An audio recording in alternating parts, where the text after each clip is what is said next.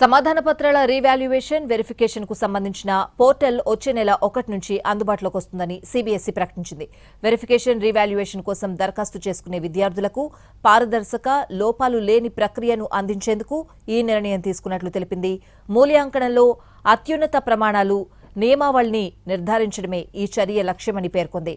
On screen marking విధానంపై కొందరు విద్యార్థులు, తల్లిదండ్రులు ఆందోళన వ్యక్తం చేసిన నేపథ్యంలో ఈ పరిణామం చోటు చేసుకోవడం కలకలం రేపుతోంది. మరోవైపు ఓఎస్ఎం విధానంలో సమాధాన పత్రాలు తారుమారైనట్లు దాదాపు 20 కేసులు నమోదయ్యాయని ప్రభుత్వ వర్గాలు తెలిపాయి. సుమారు 13,000 జవాబు పత్రాలను మాన్యువల్ గా మూల్యాంకనం చేయాల్సి వచ్చిందని వెల్లడించాయి. కొన్ని సందర్భాల్లో స్కానింగ్ ప్రక్రియలో గందరగోళం నెలకొంది. విద్యార్థులు తమ సమాధాన పత్రాలను చూసుకున్న తర్వాత దీన్ని గుర్తించారు. మొత్తం 98 లక్షల సమాధాన పత్రాల్లోని దాదాపు 68,000 పత్రాల్లో నాణ్యత లోపాలున్నట్లు స్కానింగ్ సమయంలో వెల్లడైంది.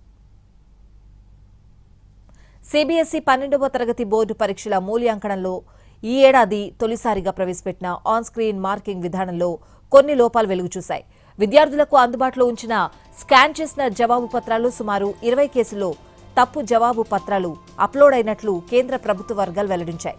ఫలితాల అనంతరం రీవెరిఫికేషన్ ప్రక్రియలో భాగంగా విద్యార్థులు తమ జవాబు పత్రాల స్కాన్ కాపీలను చూసే అవకాశం కల్పించారు.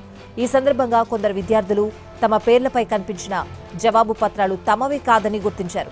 13,000కు పైగా పత్రాలకు మాన్యువల్ మూల్యాంకనం చేశారు. 68,000 జవాబు పత్రాల్లో స్కానింగ్ నాణ్యత సమస్యలు గుర్తించారు. వాటిని మళ్లీ స్కాన్ చేశారు. అయినప్పటికీ 13,000కు పైగా జవాబు పత్రాలు డిజిటల్ మూల్యాంకనానికి అనువుగా లేకపోవడంతో మాన్యువల్ గా పరిశీలించారు.